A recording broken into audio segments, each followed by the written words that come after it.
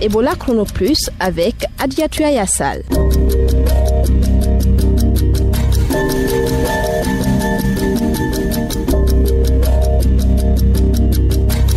Vous écoutez Ebola Chrono Plus, bienvenue. Une cinquantaine de nouveaux contacts recensés à Massanta, on en parle dans cette émission. Le centre de santé urbain de Sambailo n'a aucun équipement. Les détails, c'est tout à l'heure. L'invité du jour, le docteur Guy Yogo, représentant adjoint de l'UNICEF en Guinée, nous parlera de leur appui dans l'amélioration de la qualité des soins en Guinée.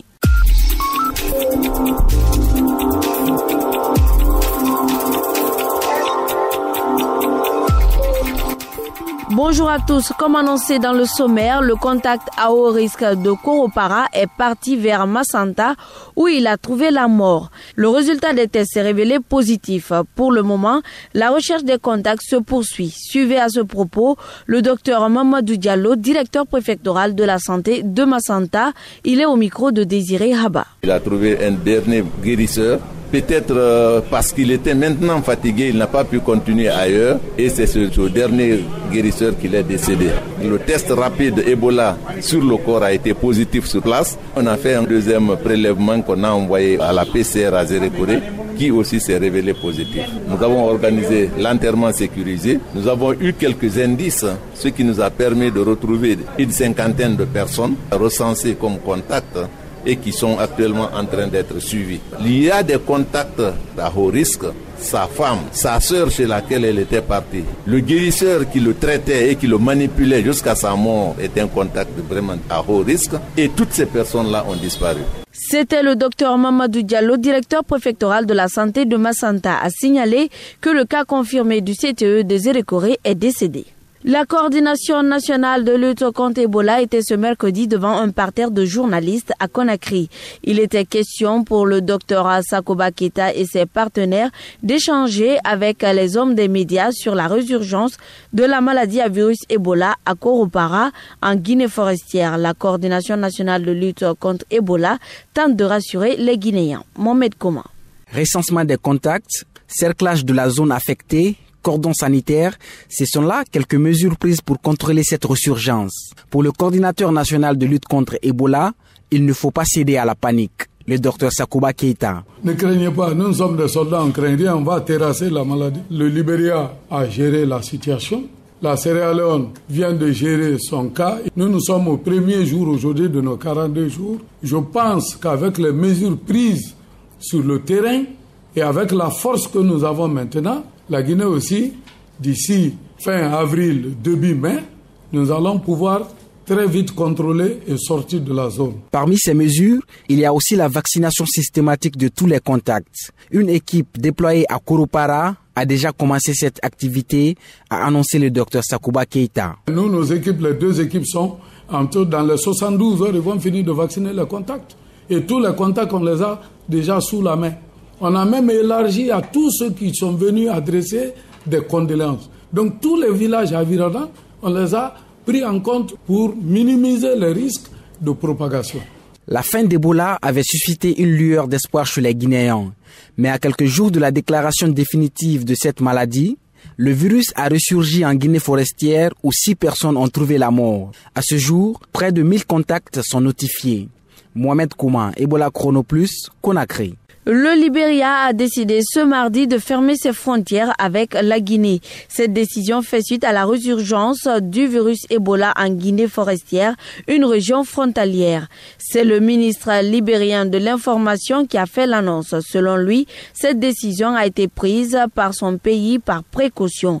A rappelé que depuis le 14 janvier dernier, le Libéria a été déclaré libre d'Ebola. Le Forum national pour l'amélioration de la santé a commencé depuis hier mardi à Conakry. Plus de 150 participants venus de tout le pays, de la Sierra Leone et du Libéria échangent sur les problèmes majeurs de santé en Guinée. L'objectif est de produire un document où toutes les préoccupations sont prises en compte en vue de relever le secteur de la santé. Aboubakar Kamara est directeur exécutif de Tenkiso, Guinée. Au regard de la situation actuelle, notre pays traverse une crise sanitaire nous sommes proposés de regrouper l'ensemble des membres de la société civile, que ce soit ouvriers, hommes de travail, afin que ces personnes s'asseyent, choisissent un thème qu'ils vont eux-mêmes discuter, trouver des solutions afin d'apporter une solution pour améliorer notre système de santé. En quoi est-ce que ce forum peut apporter une solution aux problèmes de santé en Guinée? Vous savez, quand on parle de santé, généralement, les gens pensent que c'est à l'État ou au ministère de la Santé de fournir le maximum d'efforts envers les communautés. Pourtant, elle est transversale. La santé, c'est à la fois toi, moi, la communauté et l'État. Donc, si la communauté ne s'approprie pas des règles édictées par le ministère de la Santé, ça peut être compliqué. Donc, si on regroupe cette communauté qui discute elle-même de son état, fait le point de la situation, évalue les défaillances, évalue ses faiblesses et voit qu'il y a des opportunités et que ces opportunités, c'est elle-même qui peut apporter une solution pour améliorer sa propre santé. Le reste, ça sera à l'État d'apporter des solutions pour accéder aux médicaments essentiels. C'était Aboubakar Kamara, directeur exécutif de Tenkiso Guinée. Mohamed Koma, Ebola Chrono Plus, Conakry. Asmaou Diallo, Ebola Chrono Plus, Kindia. Sidibé Kondé, Ebola Chrono Plus, Boki. Korkaba, Ebola Chrono Plus, Labi. Alexis Collier, Ebola Chrono Plus, Gekebi. Suivez toute l'actualité dans votre bulletin d'information. Sambailo est la sous-préfecture de Koundara qui fait frontière avec le Sénégal. Dans cette localité, le centre de santé urbain manque de tout et les populations sont désespérées en termes d'accès aux soins de santé. Asmaou Diallo y a fait un tour. Suivez son reportage. À Sambailo, le centre de santé n'est que l'ombre de lui-même. Une vieille maison abandonnée dans un état piteux. À l'entrée déjà, on est accueilli par une odeur nauséabonde due à des excréments de chauve-souris. C'est dans ces conditions que les patients sont reçus. Aminata Bouaro est une maman rencontrée sur place.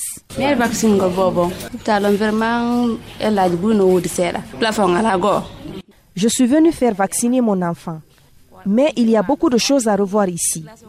Premièrement, il n'y a pas de plafond. Deuxièmement, le sol est troué et il n'y a pas de lit. Quand c'est plein, on se couche sur des bancs en béton qui sont dans la salle d'accueil, avec des excréments de chauve-souris qui coulent de partout. Amadou Ouri Diallo, lui aussi, est venu accompagner son épouse souffrante au centre de santé. Mais il doute déjà de la capacité du centre à s'occuper correctement de sa femme. C'est ma femme qui est malade. Je l'ai accompagnée ici. Mais il faut qu'on nous aide pour le matériel et pour les médicaments aussi. Si on a des ordonnances, on est obligé d'aller jusqu'à Koundara, alors que c'est loin et tout le monde n'a pas les moyens de s'y rendre. J'espère qu'elle sera soignée ici. Il y a trop de maladies qui nous fatiguent ici. C'est la méningite, le palu et la tension.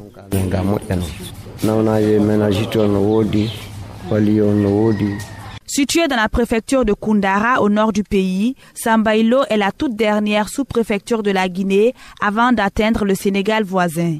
Peuplée de plus de 16 000 habitants, avoir accès aux soins de base est encore un rêve. Pire encore pour les femmes qui viennent accoucher. Elles se couchent sur des bancs faits de béton couverts de nattes. Diansamba Diallo est le chef de centre. Il n'y a pas de lit. On n'avait reçu que 3 lits comme ça. Les matelas sont déjà finis. C'était des matelas couverts avec un plastique. Et quand elles sont couchées, et vous connaissez qu'il fait très chaud à Koundara, alors elles sont obligées de déchirer, enlever le caoutchouc pour pouvoir être quand même sur le matelas. Et maintenant, comme c'est des femmes qui accouchent, il y a le sang, on les jette. Au sein du centre de santé, il n'existe aucune source d'énergie. Les bénévoles qui assurent la garde utilisent des lampes torches la nuit pour surveiller les malades. Boubacar Bouaro. Vraiment, les agents de santé fournissent de l'effort ici. Mais vous avez vu l'état dans lequel nous sommes. Et si la nuit vient aussi, on travaille ici des fois dans les bandes de 22h, 23h comme ça, il n'y a pas l'électricité. Donc on est obligé d'utiliser les lampes ou bien les torches. Avec la lampe là, des fois quand tu approches la lampe à côté de toi, tu vois difficilement. Et le malade aussi, des fois il est gêné par les conditions. Ça c'est des choses qui nous fatiguent ici. À Sambailo, le centre de santé manque de tout et tout est à refaire. D'où le cri d'alarme du chef de centre, Diansamba Diallo. Et je suis le seul au centre de santé comme titulaire. Il faut étoffer le personnel. Pour pouvoir traiter d'abord, il faut avoir une table de consultation. Nous débrouillons quand même à faire le minimum de nos capacités. C'est le centre qu'il faut rénover. Asmao Diallo, Ebola Chrono Plus, Sambailo. Participez au choix des sujets à traiter dans votre émission Ebola Chrono Plus. Un sujet de santé vous intéresse? Proposez-le nous au 624 19 78 64.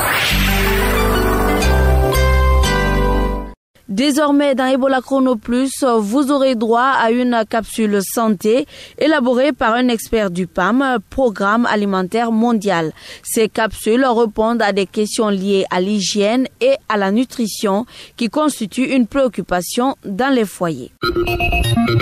Capsule nutrition avec le docteur Arsène du Programme alimentaire mondial, PAM.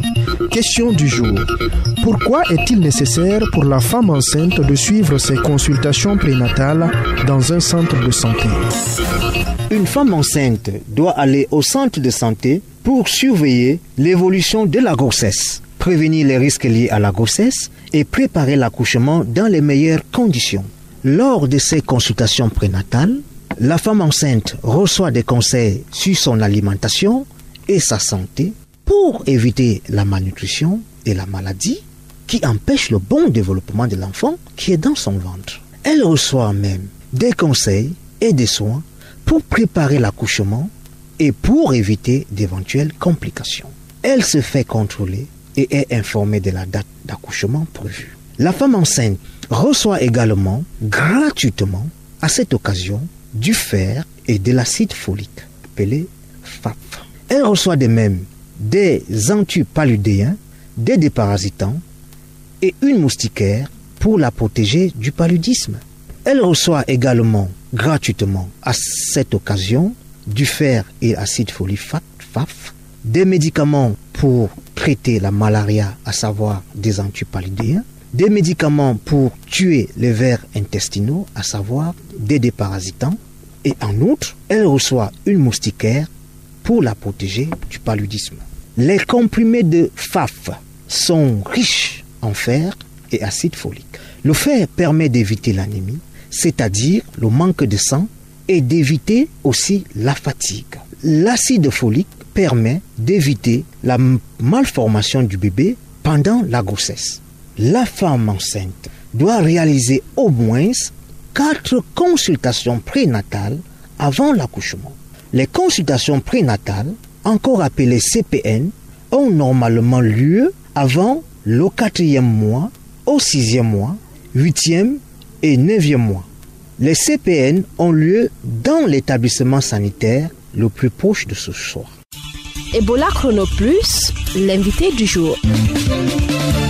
Le système de santé guinéen a été très affecté par l'épidémie d'Ebola qui a d'ailleurs révélé plusieurs de ses faiblesses. Cependant, l'UNICEF et d'autres partenaires appuient le ministère de la Santé dans l'amélioration de la qualité des soins dans les différents centres de santé du pays. Kokaba en parle avec le docteur Guy Yogo. Il est le représentant adjoint de l'UNICEF en Guinée. Bonjour docteur. Bonjour. Docteur, l'UNICEF s'intéresse beaucoup à la santé maternelle et infantile. Et nous savons qu'avec Ebola, il y a eu assez de problèmes à ce niveau. Dites-nous quel est l'état des lieux aujourd'hui. L'épidémie d'Ebola a eu justement un impact sur l'ensemble du système de santé et par ricochet, il y a une situation qui est quand même une situation d'aggravation. Il y a le manque de personnel qualifié. Il y a les problèmes de kits et de matériel et d'équipements médicaux au niveau donc de ces centres de santé, et il y a donc les aspects de gouvernance, les questions donc de planification, etc. À ce niveau, qu'est-ce que réellement l'UNICEF a fait? Qu'est-ce que vous faites? Alors, pour la santé maternelle, nous avons pu équiper plus de 700 structures donc de soins à travers le pays en les équipant de matériel et de médicaments qui permettent effectivement de conduire les activités d'accouchement assisté et les activités de la reproduction en général. Nous avons mis en place un système innovateur de collecte et d'analyse des données basé sur le Rapid Pro, qui est un mécanisme de collecte journalier, donc des données dans tous les centres de santé à travers l'utilisation du téléphone. Cela nous permet aujourd'hui de faire le répertoire de tous les décès maternels et de pouvoir conduire des audits maternels qui nous permettent davantage d'identifier quel est le problème et de pouvoir l'adresser. Pour la santé infantile, le pays, en plus de Ebola, a connu d'autres épidémies comme la rougeole, la méningite et la polio qui traduisent effectivement un impact sur le système donc, de vaccination. Donc nous avons travaillé avec l'ensemble des partenaires de relever et de renforcer le système de vaccination aussi bien de la routine que des différentes campagnes. Quelles sont les préfectures ou bien disons les régions qui sont concernées par ces différentes interventions dont vous parlez? Nos interventions couvrent à appuyer le ministère donc, de la Santé pour l'ensemble des régions et des districts sanitaires. Et donc, nous avons un appui qui s'étend sur l'ensemble donc, du pays parce que la faiblesse donc, du système est globale. Notre équipe a sillonné un peu le pays et très récemment, nous avons été notamment à Sigiri où aujourd'hui la malnutrition est au niveau le plus élevé et nous avons aussi été à Kundara, à Gawal, mais le constat est lamentable. Je voudrais juste savoir si ces zones-là sont incluses dans ces différentes interventions que vous faites. Voilà. Alors, ces zones sont prises en compte donc dans nos interventions et nous disons qu'une de nos stratégies, c'est le volet de la santé communautaire. Aujourd'hui, excusez-moi, docteur, quels sont vos véritables objectifs dans le temps? Et dans le plan national de développement sanitaire qui vient d'être adopté par le gouvernement de Guinée et qui va jusqu'en 2025, il s'agira de réduire la mortalité infanto-juvénile et de réduire la mortalité maternelle. Et ça, ce sont des objectifs clés à moyen et long terme. Quelles sont les contraintes aujourd'hui auxquelles vous faites face? Disons les choses qui pourront vous empêcher d'atteindre ces objectifs autant voulus. Les défis majeurs auxquels donc, nous devons veiller, ce sont tous les aspects liés à la gouvernance du système de santé. Cette gouvernance qui se résume en termes de capacité des ressources humaines, de capacité de ressources logistiques, d'approvisionnement de la chaîne, donc d'équipement, de médicaments et de matériel, qui reste un défi majeur et qui doit être résolu. Docteur Guy, merci beaucoup. Je vous remercie. C'était le docteur Guy Yogo, représentant adjoint de l'UNICEF en Guinée. Ebola Chrono Plus, à vous la parole. À présent, place aux questions des auditeurs avec vous, Sidibé Kondé. Bonjour. Bonjour Adiatou. Aujourd'hui, j'ai tendu mon micro à Yantoun Kondé, élève en classe de 10e. Écoutons ses questions. J'ai souvent des petites plaies sur mes pieds. C'est comme si ce sont des petites déchirures, des fentes au niveau de mes pieds. C'est vraiment vilain quoi. Quand je porte des chaussures non fermées, je voudrais savoir qu'est-ce qui fait cela et ce qu'il faut pour que ça disparaisse. Alors, suivant les précisions du docteur Kerno Mamadou Tunkara, il est dermatologue. Ce que je peux dire, c'est qu'il y a plusieurs causes qui peuvent être à l'origine de sa plainte, parmi lesquelles peut-être c'est de l'allergie, peut-être c'est une infection, mais aussi n'oublions pas, il y a des fissures au niveau plantaire qui peuvent être génétiques. Et comme on sait que parmi les étiologies de ces fissures qu'on appelle dans le jargon des kératodermies plantaires, il peut y avoir des infections fongiques. C'est des champignons dans le langage courant qui peuvent être à l'origine de ces différentes fissures au niveau plantaire. Qu'en est-il de son traitement, docteur? C'est de se rapprocher d'une structure sanitaire parce que je n'ai fait que citer quelques-unes de ces étiologies. Ça peut aller au-delà, mais seule une structure sanitaire pourrait lui apporter une réponse satisfaisante. Merci, docteur Kerno Mamadou Tunkara. À vous la parole, c'est tout pour aujourd'hui. Vos questions sur la santé sont toujours les bienvenues au 624 19 78 64. Au revoir. Merci Sidikbe. Ebola Chrono Plus, c'est fini pour aujourd'hui. Sachez que vous pouvez réécouter cette émission sur YouTube. Tapez Ebola Chrono, suivi de la date du jour. La rédaction en chef est assurée par Afio Amata, la technique par Mamadou Kone et la présentation par Adiatou Ayassal. Merci de votre attention et prenez soin de vous. Au revoir.